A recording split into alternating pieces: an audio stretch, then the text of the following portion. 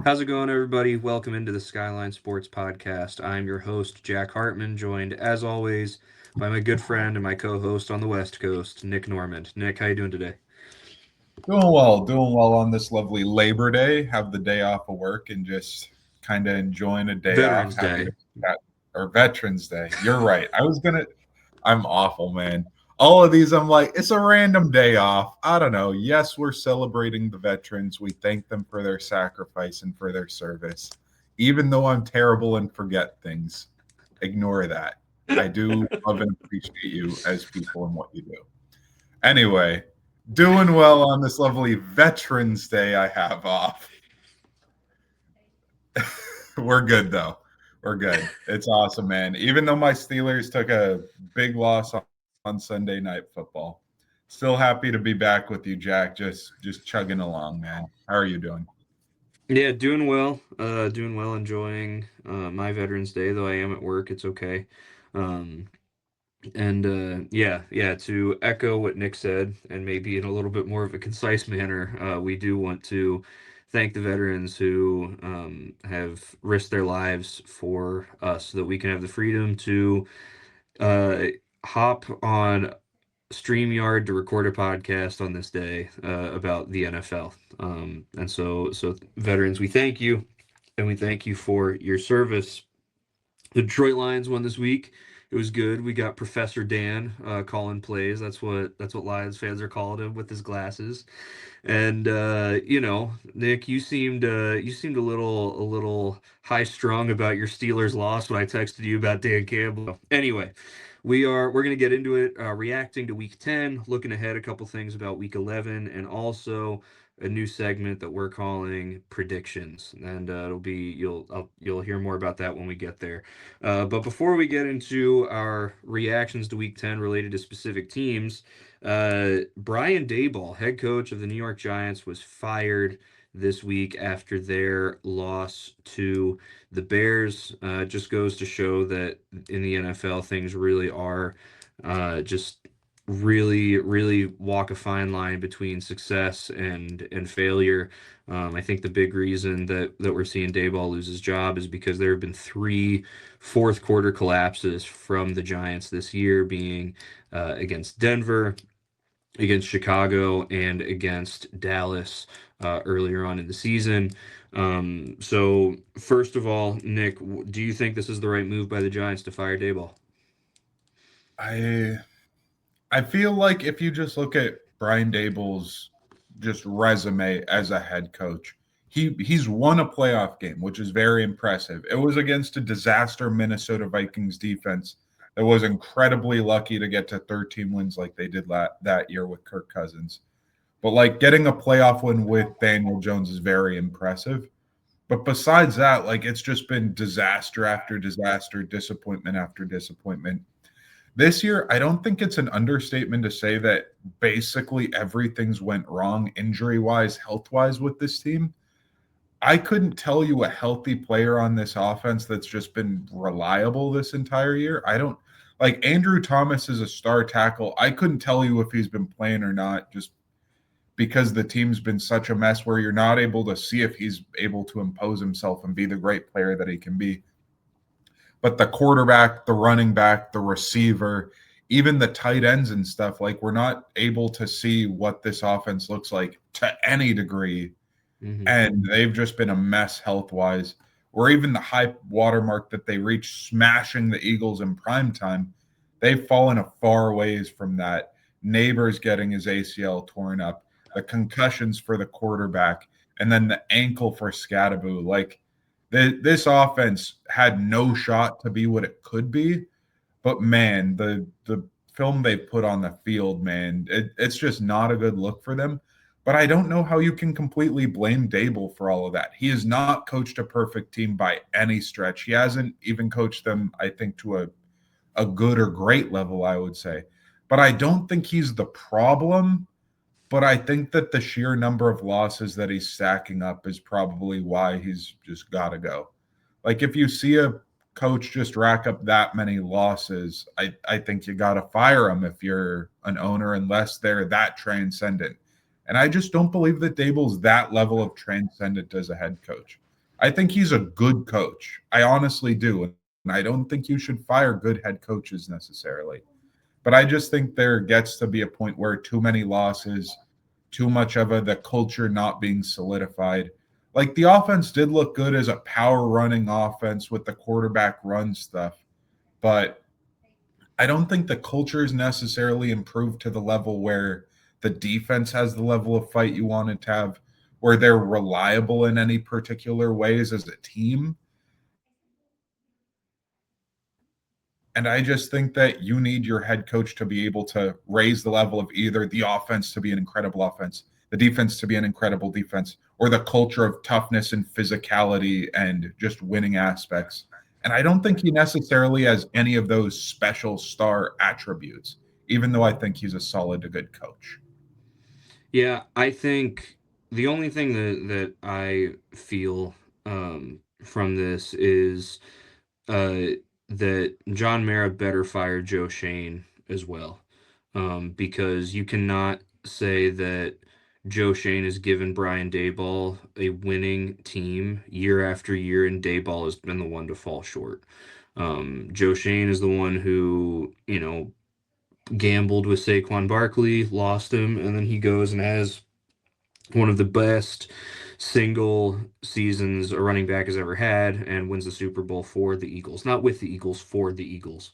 Um, he's not drafted well. He's made mistakes. You called Andrew Thomas a star tackle. Andrew Thomas, like if you're calling him a star tackle, like and the best player on your offensive line, that's a really, really bad sign because he has been a a a a flop more than he's been a success.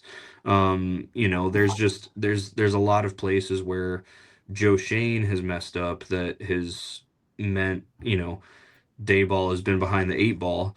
That said, he's made lemonade far more than he's just had lemons. And so it's tough. If Joe Shane doesn't get fired, then that would be an abysmal uh, decision by the owner, John Mara, to fire Dayball, who, I saw a crazy stat. He is since 2017. Brian Dayball has won one playoff game. Mike Tomlin has won zero. Like, which is just, True. That not is the true. right. It's just crazy, right? Like Yeah. that's just the situation. Mhm. Um, related to the Giants, it's crazy that that's the situation, and that yet you're still, firing this guy. Um, you must. I mean, the other thing that's tough is like last year was the year that had some of the really, really hot commodities in head coach vacancies, or not vacancies, but candidates in Mhm. Aaron Glenn, in Ben Johnson, in Kellen Moore, um, you know, Vrabel. s Vrabel, right? So like, okay, if because you pulled the plug, well, did you pull the plug a year late and you're not going to be able to get, the best potential options? That's something that'll be interesting to see as well. That said, um, it's it. I agree with you that I think Dayball is a great head coach, or a good head coach.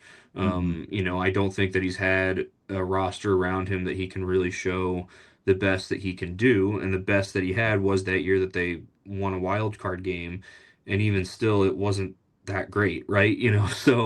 Um, so it's tough for him. I imagine that Brian Dayball will be a head coach in the NFL again someday. I don't know what's he's gonna what coordinating job he'll get for the next couple of years before getting back on the horse there. Hopefully he'll be at a place that actually has good structure around them so that he can actually get guys he can use. I mean, even like looking at quarterback alone for what this guy has had to work with, it's been Daniel Jones, Tommy DeVito, Jameis Winston, and Russell Wilson. And then Jackson Dart, who was a bright spot, but also we saw Brian Dayball turn Josh Allen into Josh Allen a little bit. Jackson Dart might end up being, if you don't get the right guy to come in and develop him, he might end up kind of flopping out.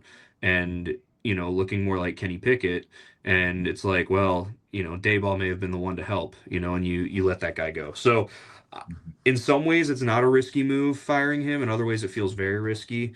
I think we just need to wait and see how it plays out.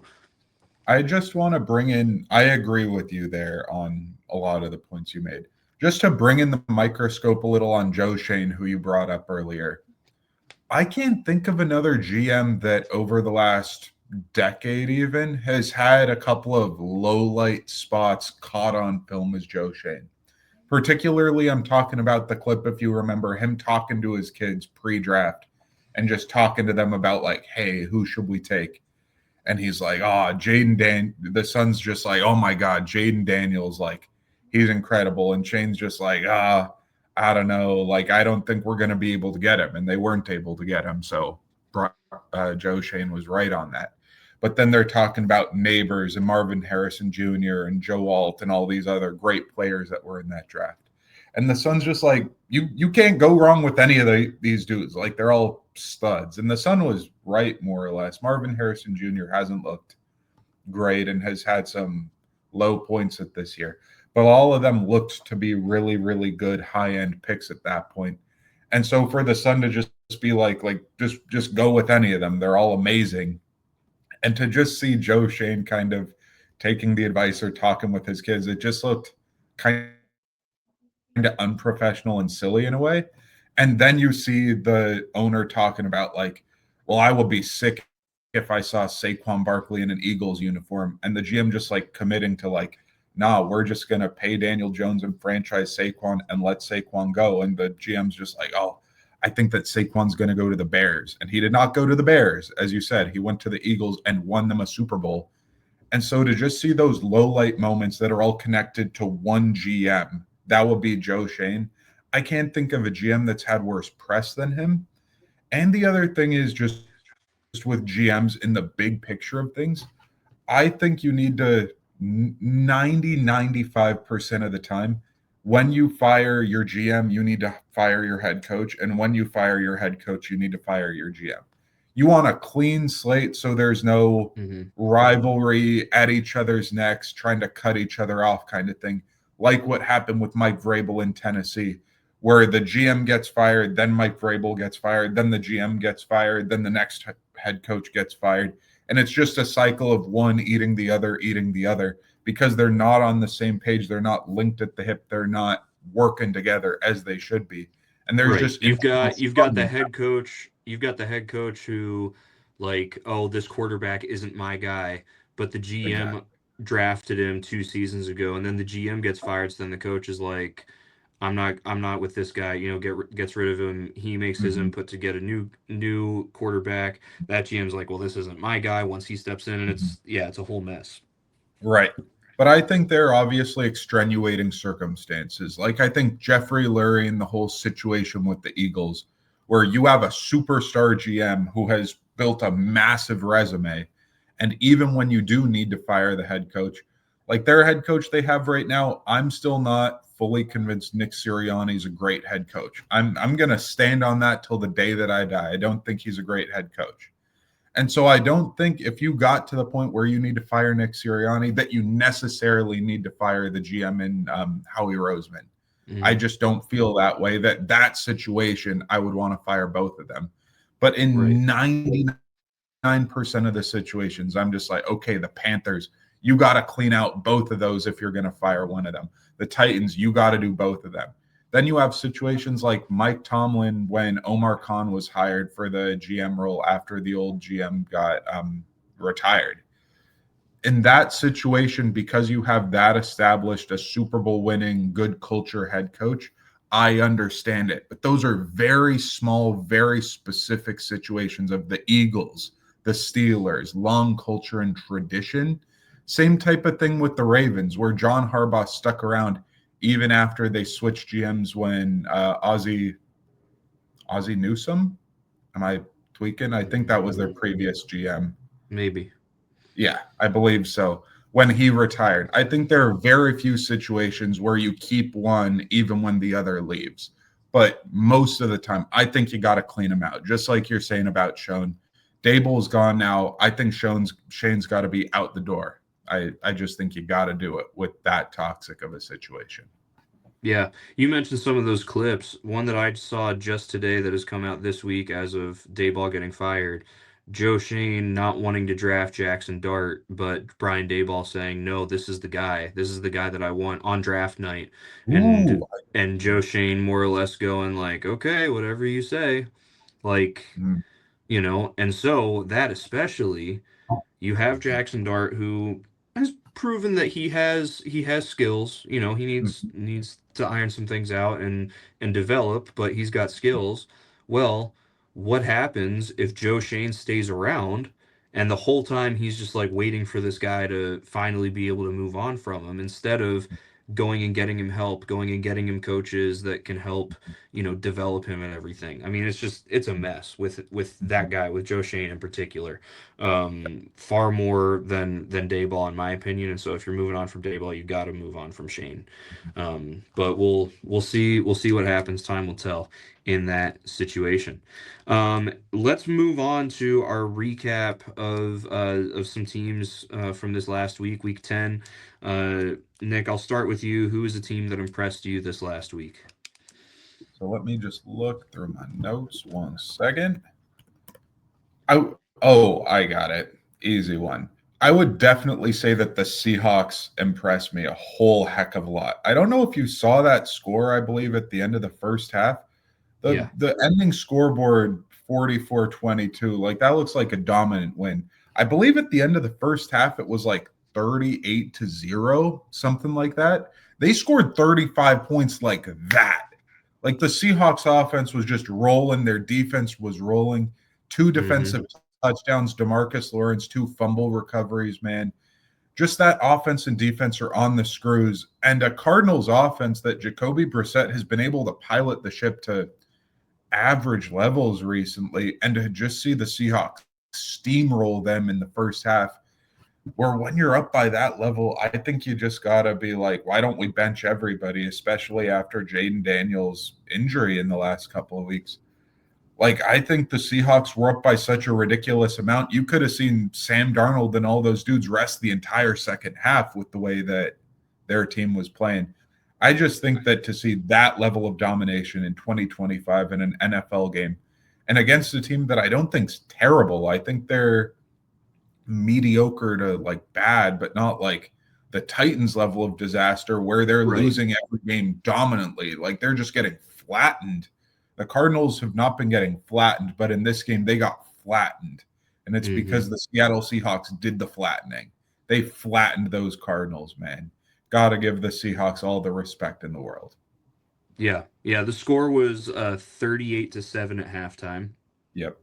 Something else worth noting, Sam Darnold had 3 turnovers in this game, and they still won like that. He threw a pick and he lost 2 fumbles, and yet they still just absolutely dominated.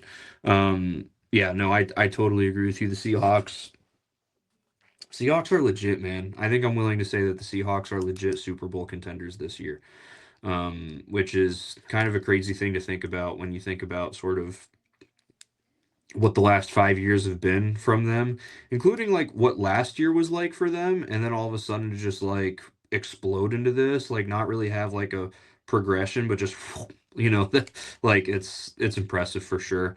A team that impressed me this week, the New England Patriots, man. The New England Patriots, they're now 8-2. They beat Tampa Bay 28-23. It looked solid on both sides of the ball. Drake May had, didn't only completed about 50% of his passes, but it was for 270 yards. He had 2 touchdowns. They finally got Travion Henderson going, which if they've actually gotten him going, then this team is going to be really scary. He had 14 carries for 147 yards, and 2 touchdowns. He looked really good. They forced a fumble, and that was really good. They turned Baker Mayfield over, or no, they didn't. Sorry, I was looking at the wrong stats. But even still, the Bucks played well. Like Baker was 20 to 43 for 273 and three touchdowns. Like the team as a whole averaged about 5 yards per carry. Like it's not like Tampa Bay had a really bad game, but New England won. And that just goes to speak volumes.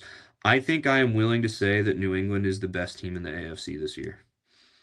I think I am willing to say right now, through 10 weeks, I'm willing to say that New England is the best team in the AFC this year. Last week we talked about it a little bit. It's like, well, who have they played? It's like, okay, well they beat the Bills. And then we were looking at like, okay, who else? And it's like, well, when um they beat the Falcons and the Falcons are weird, like, they went to overtime with the Colts this last week. They're a tough team.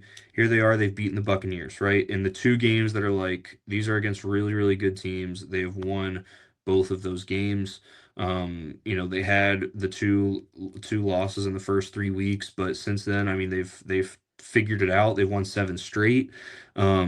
And unlike another team that I want to talk about later, who's won seven straight, they've actually done it in a fashion that shows no, they are legit. So I'm looking at the AFC right now in this moment. I'm willing to say that New England is the best team in the AFC. So yeah, any how does that make you feel? Me saying that and seeing what the Patriots did this last week. I think you make a lot of good points there. I think the Patriots, the shocking thing to me is that the Patriots losing has been the aberration. Like their wins have been very consistent. The Steelers beat the Patriots and it was off of five forced fumbles, which like forced fumbles are not something that tends to be a reliable thing that you can bank on week in, week out. Like the Steelers got five forced fumbles on them, but it's not like the Steelers are forcing a ton of fumbles every week. Like forcing fumbles is rare. And then they lost week one to the Raiders, I believe. And those Mhm. have been the aberration games. They've been able to be very consistent, even though they're not winning dominantly every week. They won last week, I believe, against the Falcons, and it was a tight game. But their ability to win these 50-50 games is incredibly impressive considering where they were at just a year or two ago. Mhm. Very, very impressive by them to turn into just a very reliable team. Mike Vrabel's done an incredible job. Josh McDaniels at the offensive coordinator position has done an incredible job. I just think that Drake May's development with having, I think some of the top two, the two coaches in the offensive coordinator and head coach, I think are two of the best coaches in the entire league at their positions.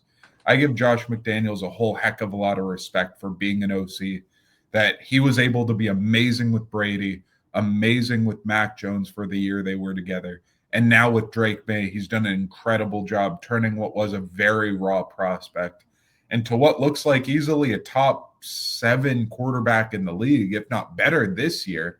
Just very, very impressive stuff. Great coaching job by both of those men.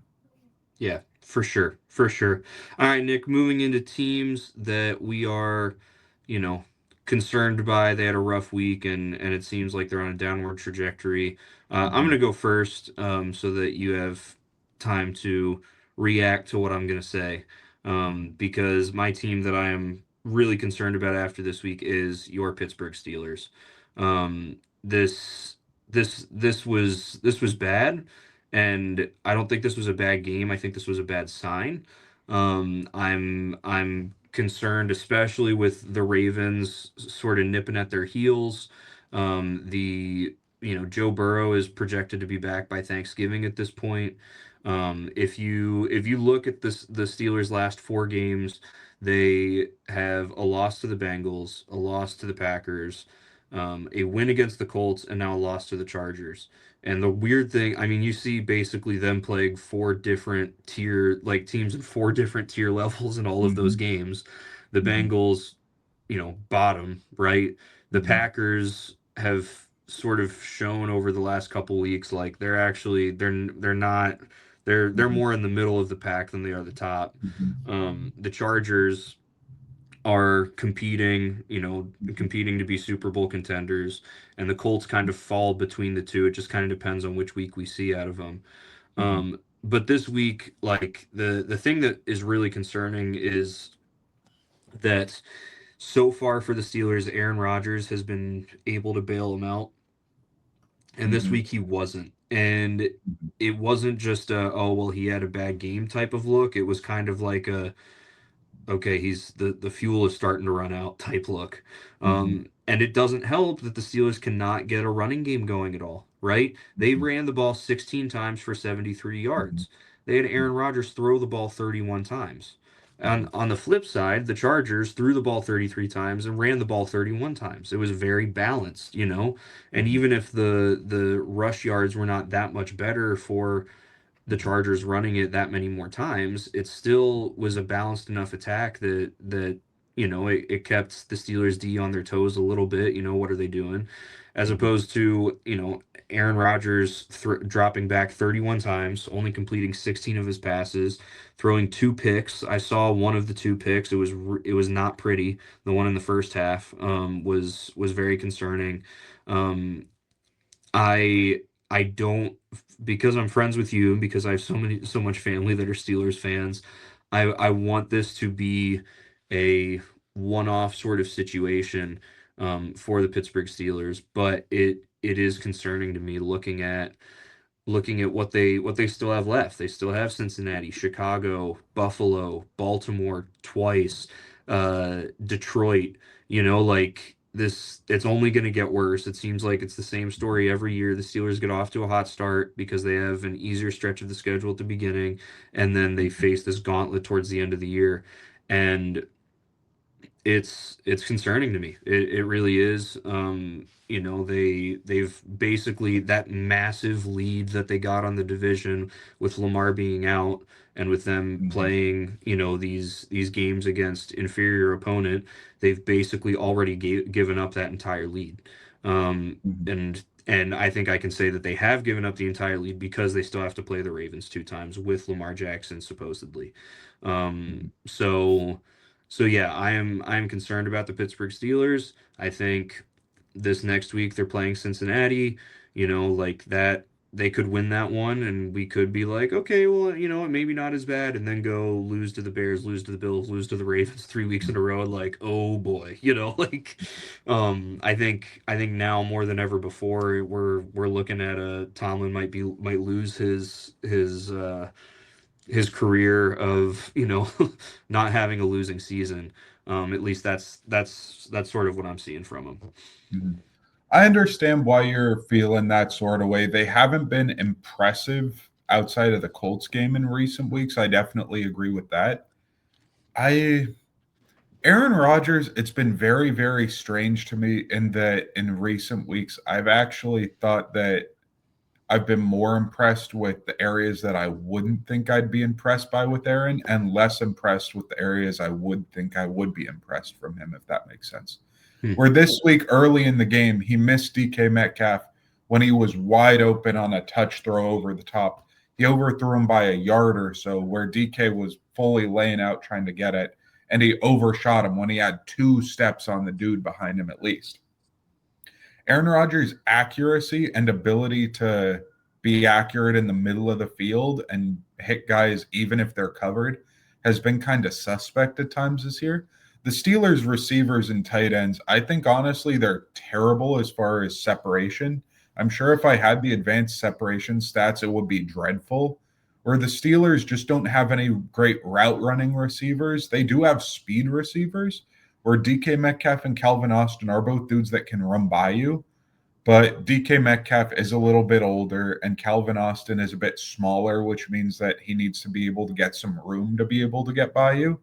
Hmm. But I just kind of believe that because the dudes aren't getting as open and he's having to be more accurate and his offensive line isn't playing great and his running game isn't being consistent, that it's kind of making it to where he's got a lot of pressure to be perfect and he's struggling to be perfect. But I do want to give him a lot of credit actually, in that his mobility is actually way better than I would think that it was. Where I'm just like, Aaron Rodgers is the oldest quarterback and I believe oldest player in the league. And he has some plays where I'm like, okay, he's able to move a little. He's able to throw this on the run and get a decent bit of power on that throw. He's able to evade a tackler or two. He still runs into tacklers and runs like an old man. But like in his prime, I would think Aaron Rodgers can get out of 90% of the rushes that come towards him. He's able to evade those.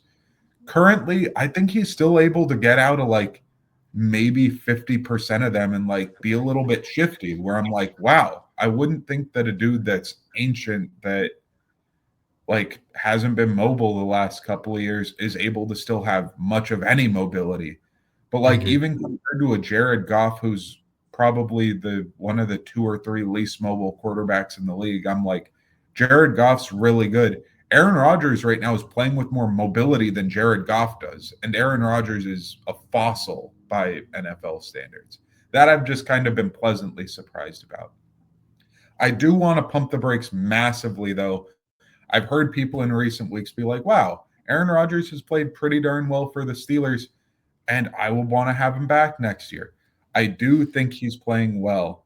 I just think that after this season, even if the Steelers win a playoff game, that it's got disaster written all over the wall if you bring Aaron Rodgers back next year. 42 years old is pushing it, and trying to get 2 years out of something that if you get a good 1 year out of it, I think is just disaster. Bill Belichick was known for getting rid of dudes a year too early rather than a year too late. Aaron Rodgers, if you keep him next year, that's going to be a year too late. Next year, the fish is going to start smelling bad. Like, even if it ends up solid to good this year, it's going to go ugly. He's going to get hurt. There's just going to be some dreadful offense coming out next year. I really, even though I've been happy with Aaron, he hasn't been talking to the media in a negative sort of way or causing like fires in the locker room. And I really appreciate that about him. He's done a really good job. I really don't want him back for next year because I think these negatives could be exacerbated to the max next year. Yeah. No, I would not want him back next year. I think this would he'll probably still want to play. Mm-hmm. Maybe you have a team that's willing to give him a contract, Mm-hmm. a team that is drafting a quarterback in the first round, bring him in to sort of pave the way a little bit there. Mm-hmm. Um, but yeah, I mean, the success that he has had so far this season has been impressive, and I think I think he's fighting Father Time, obviously, and Father Mm-hmm. Time always wins. I think what we saw this last week, you know, was a sign that Father Time is at the door, because you mentioned some of those throws, the picks that he threw are for him in particular uncharacteristic, and Mm-hmm.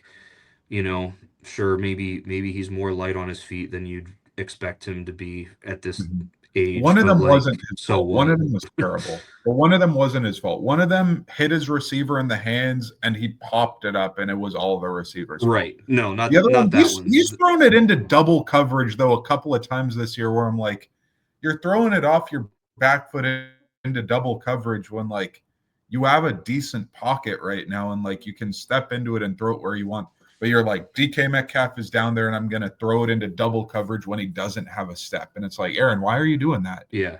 And In his the decision has been a little bit weird, definitely. yeah, in the Packers game, there was one deep ball that he severely underthrew, and Mhm, didn't underthrow just enough that it could turn into a DPI, but was mhm, obvious enough that the defender could get his head back, stop, look at it, and track it mhm, like it was a fly ball. Just not good stuff. Looking at the mhm. rest of their schedule, I think at best they go 3-5 in the rest of their schedule in the rest of their season. At best, wow. So here's the thing. They will lose one of these three games. Bengals, Dolphins, Browns. Somehow they will lose one of those games because that's just the Steeler way. And then they're going to beat the Ravens one of the two times they play them. And that's how I get to 3-5. But I'm okay with that math. But I think they're going to win a random other game too, at least, where like I think they could beat like the Bills or something like that, and like you just see something funky happen. I Yeah, think that's maybe. very much on the table with what the Bills have put on tape recently. The Maybe. Steelers You might be always right. get weird Steelery wins. Like, what would you have said 2 weeks ago when they beat the Colts? Like, you would have been like, "Oh, the Steelers lost to the Bengals. Oh, they lost to the Packers. This is a mess." And then the Colts game would have happened, and you're like, "Oh, that's a Steelery win. Their defense came and made splash plays."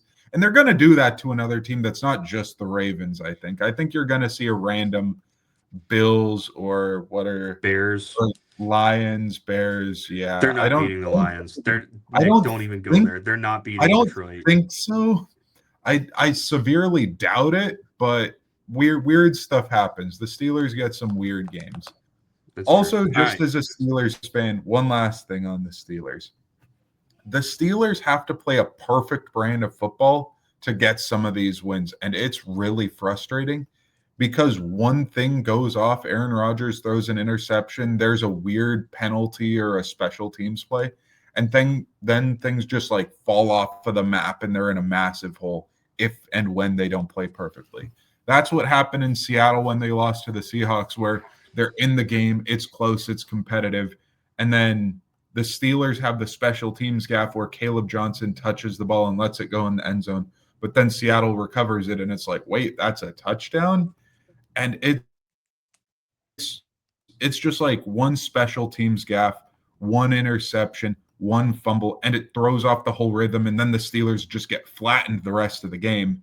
And it's just very frustrating when a team has no margin for error. This team, it feels like, has very minimal margin for error to be able to make something happen when they're having a bad day. If their defense isn't playing well, they really struggle. If their offense isn't playing well, they really struggle. They can't just be a one-sided team in that way. They need to play a full game of football where the defense plays well and the offense plays well, and they just don't have games like that really. Yeah. No, that's fair. That's fair. All right.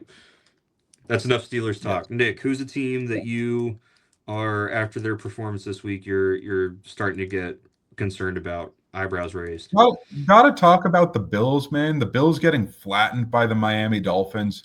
The Dolphins, obviously, without Tyreek Hill, there was a low watermark this season for the Dolphins where it's like, man, Tua's contract is underwater, and like, is he an untradeable piece?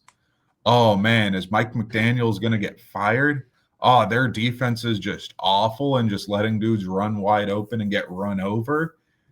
And to go from that low watermark to beating the Bills and beating them soundly, it wasn't like an eking it out. It wasn't like a close, lucky day for the Dolphins. This was just a butt whooping that, to be honest, happens so rarely to the Bills and never happens by bad teams towards the Bills. Where in the last couple of years, I know in the last year, the only double digit loss that the Bills have had was last year when Derrick Henry ran for like 200 whatever yards and the Ravens flattened them last year. Derrick Henry obviously had a great game against them this year, but the Bills won that game. But last year they flattened the Bills, but that's a great Ravens team who was on pace to be, did they end up the 3 seed, I think, last year? The Ravens were really good last year with Derrick Henry. But Mm-hmm. this year, with a bad Dolphins team beating them, I just think that the Bills losing this game so uncharacteristically in past years wouldn't be a big deal. But this year, it's a massive deal because of the deficit they're at in the division. The Patriots are good and they are winning. And so you can't just be messing around because right now you're in the wild card. And it's a tough wild card race where the Chargers and the Chiefs and the Jaguars and the Steelers, even though the Steelers are questionable, obviously. There are a bunch of AFC teams that are trying to be wrestling you, and you're working uphill to try and win your own division. And it's like very low odds at this point that you're going to win your division because of the Patriots got to step on you. And so Mm-hmm. I'm very worried about the Bills, their playoff hopes. I think they can still pretty easily win a playoff game and figure it out. But to be able to have a dominant playoff run as they have in the last couple of years where they can make a championship game, make the divisional round, and be really good, I think they're behind the 8 ball the furthest they've been in Josh Allen's career, damn nearly. Yeah. The weird thing about this game to me, looking at the scores from this game, it's really, really interesting. Or not the score from this game, like the stats from this game, the box score.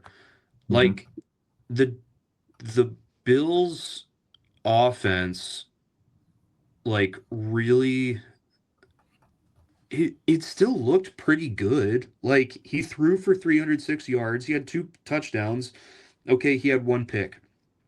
The rushing game was bad. Like Mhm. the rushing game was not there.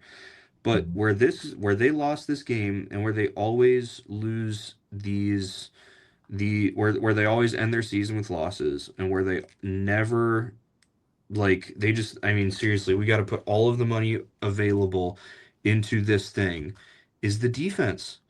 They did not sack Tua Tagovailoa on Saturday or on Sunday. Mhm. Like they didn't get a single sack. And it's not like they were playing against, Detroit's offensive line from last year that was like one of the best unit offensive lines we've seen in, Mhm. since Mhm. 2000 in the NFL, right? Like Mhm. the Dolphins offensive line is not good and they didn't get a single sack. Mhm. Like the fact that they gave up 30 points when they held Tua to only 173 yards and he threw two picks. Like Mhm. the defense is just not good Mhm. and it shows. Mhm. And yeah, when Buffalo seemingly right now, if let's say the playoffs were starting this coming week, Buffalo would be going to New England for a Mhm. playoff game. I don't Mhm. like, especially with New England now getting Travion Henderson going. Mhm. I do not like that matchup for Buffalo one Mhm. bit. Mhm. Um, so it is, yeah, it is concerning Mhm. if you are Buffalo. Their remaining schedule, they play Tampa Bay this week. They still have to play the Texans on the road, who the Texans somehow are winning games. The somehow is that they've got an insane defense, and the Mhm. somehow is really the offense doing well enough. They Mhm. do play the Steelers, and like you said, the Steelers will probably find a way to win one of those games, Mhm. um, because they'll have 9-8 on the line. They play Cincinnati after Burrow comes back, supposedly after Burrow comes back. Supposedly, yeah. We'll see what that's like. They still play New England at New England. They still Mhm. host the Eagles. Like there's a lot of if the Dolphins in Miami is a losable game, then they've got a lot more losable games on their schedule going Mhm. forward. Mhm. Definitely agree with you there. I got to shout out to the rush defense. They've gotten run over a couple times this year. Devon Achane running them over for 175 yards and two touchdowns, averaging 8 yards a carry. Like man, it's Devon Achane and the Dolphins O line. The Dolphins O line's not good. I couldn't Hmm. name a good player, let alone a player on the Dolphins O line right now. Like they're just a bad offensive line, and you got obliterated by that run game, man. The Bills, especially their defensive backs, just can't tackle, can't run to be able to catch up to those ball carriers. And man, just the Bills defense just letting dudes go off like that. It's It's bad. one thing to let it be Derrick Henry, but it's another thing to be this Dolphins offense, man. It's just a Yeah. whole nother can of worms. Yep. All right. One other team I want to talk about before we move into looking at some games this week. Um, a team that I wanted to put in the slot of they're on a down spiral and it's concerning, but it's hard to because they keep winning games is the Denver Broncos. The Denver Broncos have won seven straight, and yet I have no reason to believe that at 8-2 they're actually a Super Bowl threat. Mhm. If we look at if we look at these seven games, right? So their last loss was Week 3 against the Chargers. They beat the Bengals 28-3. Cool. They beat the Eagles 21-17. Cool. They beat the Jets in London 13-11. Concerning. They beat the Giants 33-32, and that's one of the games that's the reason Dayball lost his job because they Mhm. gave up what like 26 points in the fourth third all 33 33, points. All 33. Yeah. 33 points in the fourth quarter. For Yes. 3 quarters, that team didn't play. Then they Mhm. beat the Broncos 44-24. If you want your high school football team's offense to look good, have them play against the Dallas Cowboys. Then they beat the Texans 18-15. Okay, it's they win, but like that's just okay. And then this last Thursday they beat the Raiders 10-7. And if you look at the box score of that game, Bo Nix was 16 of 24 for 150 yards, one touchdown, and two picks. J.K. Dobbins, 18 carries for 77 yards. R.J. Harvey, the running back that you drafted, 4 carries for 9 yards. Like the Raiders. We talked about the Raiders a couple weeks ago just with how bad they are on at every position really, except tight end with Brock Bowers and maybe running Max back with Crosby. Ashton Genty. Yeah, Max Crosby. The Raiders held you to 220 total yards of offense. Like, and that's not even looking at how many penalties you had, offensive penalties you had that backed you up. That is strictly just yards gained by offensive players. I am like I don't understand. I don't understand how the Broncos keep winning games. Right now, they are in first place in that division. If the season ended today, they would be the number 2 seed.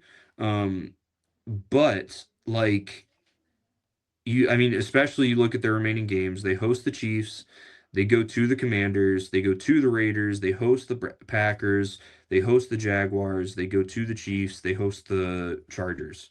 Like the difference between this team and the like Pittsburgh Steelers is that like at least the way I'm looking at it over these last 7 games, right, that we're looking at is the Steelers have lost 3 of their games instead of won 3 of their games like the like the Broncos had.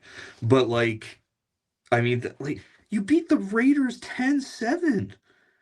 The Raiders. You beat them 10-7. You beat the Texans 18-15. And again, I know how good the Texans defense is, but still, like Mhm, and they had to come back in that one. They were down 12-7 in the fourth quarter. mhm, Like I'm concerned about the Broncos, but they keep winning, so it's hard to put them in that bucket of like, no, this is really concerning. They're starting to fall down the hill a little bit because they keep winning. So I drew a line that is just a lateral line, like there's no angle to it because mhm.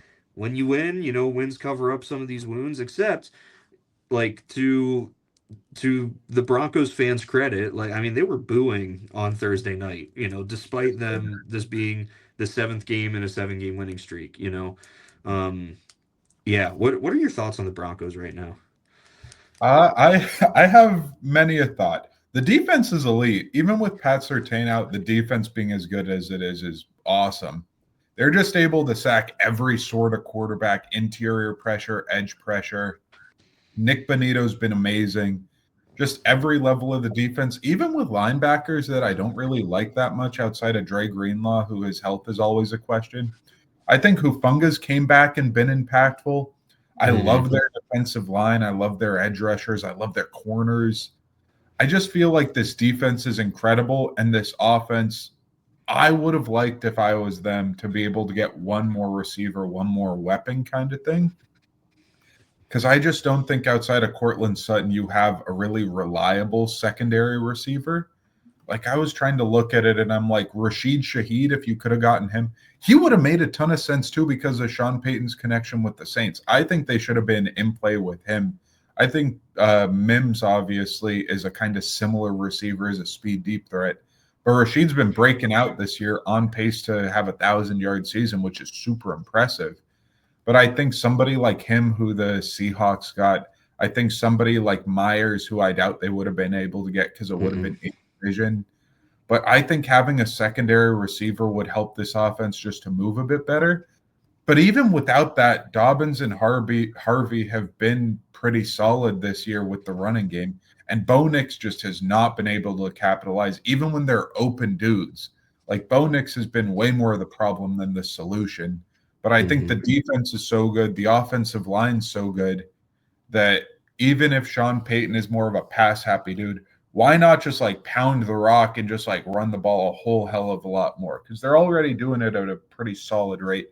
But why not just say, Bo Nix, you have to be the dude throwing screen passes and handing the ball off more often than not? I just Yep. think that if we transitioned that offense to a way more power run team, I would have no opposition to that. Yeah.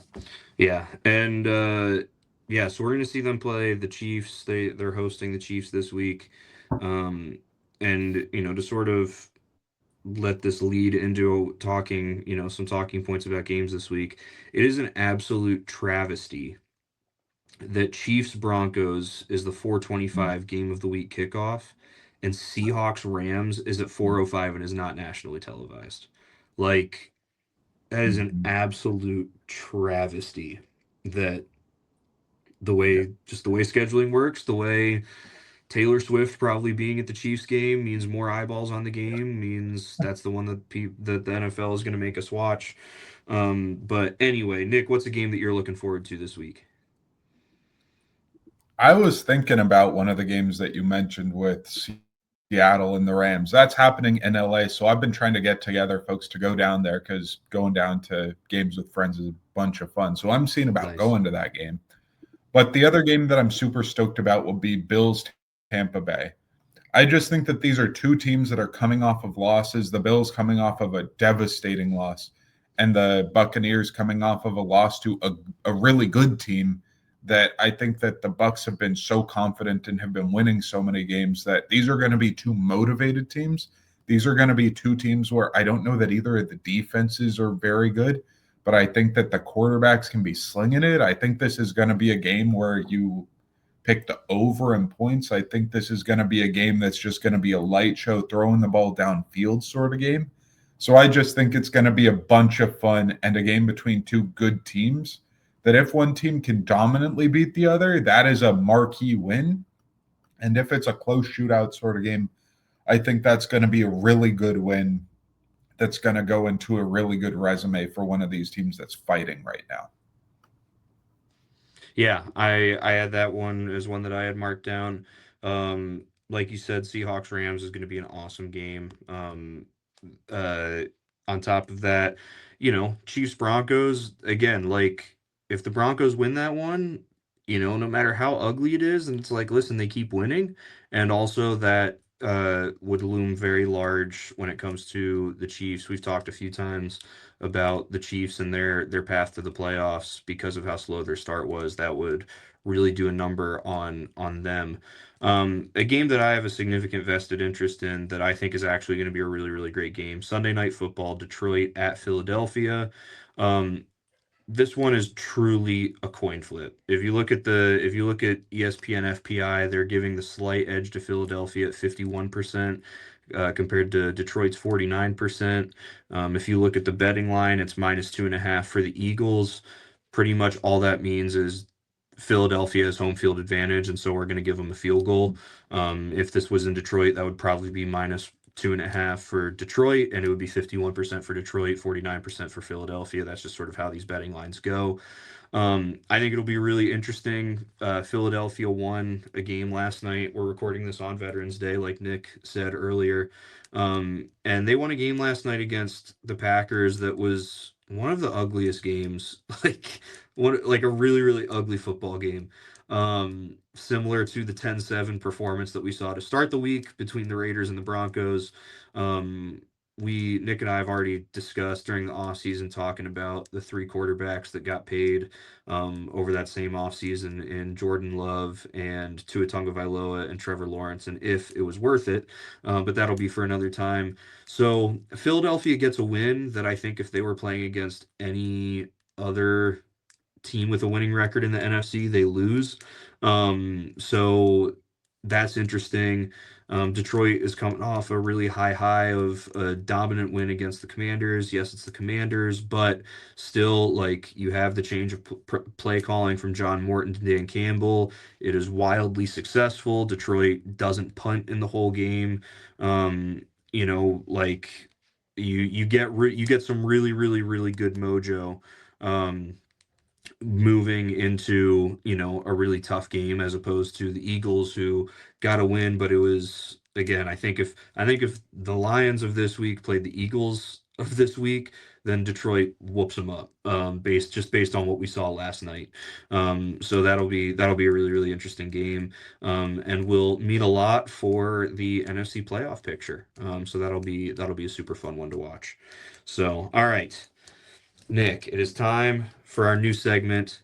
We're calling it Mhm. predictions. The way this is going to go is each week from here through the end of the regular season, Nick and I are each gonna have a sort of spicy prediction, Mhm. and I've got sheets and we're going to write them down. And then Mhm. come the end of the season, and end of the season meaning like after the Super Bowl, because some of these I'm sure will have Super Bowl Mhm. implications in them, our Mhm. predictions. We're gonna look back on them and see how well we did, how accurate we were. Mhm. So Nick, Mhm. why don't you start us off here? What is Um, your, and we'll date and timestamp them too. mhm. In case there's something that happens that would, obviously Mhm. change this. So on 11 I have 11 yeah, at 2:30 p.m., yes. where are I we have at? two in mind, and I've been trying to kind of flip flop between both of them because one of them's a little bit spicier, I would say, but both of them are pretty spicy. I'll go with the spicier one just for the sake of like the vibes. I think that the Giants aren't going to win a game for the rest of the year. Whoa. Okay. I just think that that collapse to the Broncos into firing your head coach. I think that losing your two offensive weapons. I think that Jackson Dart being in concussion protocol. I just think that this reads the same way as Caleb Williams as the Bears last year, but with more injuries and with a worse team in every possible facet. And that team, with a way more talented roster, proceeded to lose a whole hell of a lot of games after the collapse that they had to Washington. I think this follows all the same beats as that one. You saw the collapse that they had last year, where I think it was to the Lions when it was it the Lions when they Uh-uh. lost when they didn't call the timeout, or what was it Oh, that oh, they the had? Bears you're talking about.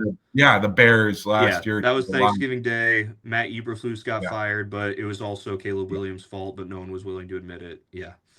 definitely both of them. But I think Yeah. this team is probably worse than that one. And even with winnable games on the schedule, like just looking at the schedule here, I'll grab it right now. Yeah, I've got it up. They play the Raiders, and they Mhm. play the Commanders. Other than that, Cowboys, Vikings, Patriots, Lions, Packers. I just think that that Commanders game, hypothetically, if you have Jackson Dart, sure, he can beat Marcus Mariota. But I think that this Giants team could be in disarray. I think that without Brian Dable, who's able to be a great offensive game planner, who was the one who implemented the quarterback runs this last week, that got Dart concussed, but also like is part of the reason that they were able to be in that game against the Bears. And then I think that Raiders team, even though they are going to have nothing to play for, still has more talent than this Giants team. I think they have more good players on the Raiders. I think that Geno Smith or I hope Kenny Pickett's not playing in that game. Kenny Pickett is not good at football, clearly. But I just think that those two games are the two games that they have a shot to win.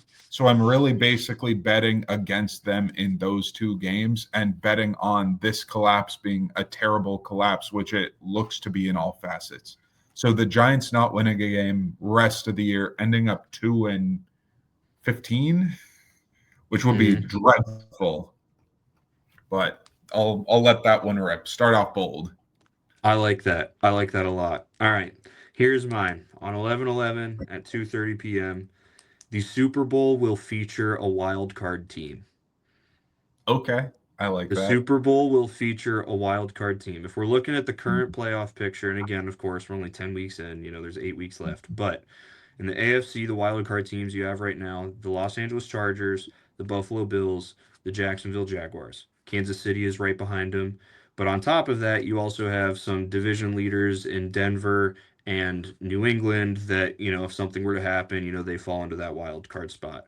Those are really, really good teams. Oh, and Mhm. Indianapolis. Those are really good teams that I could see absolutely, you know, hey, that sort of, not the same because of the fall off of the Vikings in the last couple games last year, but similar to we've got a game on Sunday night, or on Sunday that last week of the season that the winner wins the division, the loser loses it, but it's still a very very good squad that can make some noise there in the playoffs, and same in the NFC. The NFC wild card picture right now, you've got the Rams as a wild card, the Bears is a wild card, Green Bay is a wild card, and then San Francisco right outside at the 8 spot. And again, all of those teams could end up as wild cards, but I think are could make noise in the playoffs and make it to the Super Bowl. All of those teams could chase down the division leaders in Seattle and Detroit right now. and push them into the wild card. But both of those teams, are absolutely, in a place that they're good enough that they can make a run to the Super Bowl. So I think that either way, there will be a wild card team, a team that is playing in the first week of the playoffs and playing on the road will end up uh, in the Super Bowl. That's a good one. I really like that one. That kind of falls in line with another prediction that I was thinking about going with. But I think that's an awesome one, especially because you just have a bunch of teams that aren't wild cards right now that could be like you were saying, where like if the Packers catch the Lions and the Lions are a wild card, I think the Lions could easily go on a run to the Super Bowl as a wild card. Like I think that's very feasible for them. Mm-hmm. I think the Packers, I think the Rams, the Bills, the Chiefs. I think there are a bunch of good teams that you can easily put in there. So that's a really good one. I think that has a really awesome shot to hit, man. Yeah, and even in the AFC, like I'm not willing to say it yet, but I do think we're close to Kansas City having too big of a hole to win the division, but Yeah. certainly to get into the playoffs. And then, it's Patrick Mahomes and it's Kansas City in the playoffs. And if Buffalo is able to figure it out, but again, there's just too big of a hole for them to climb out of, behind New England. Like there's definitely potential on both sides to pull something off.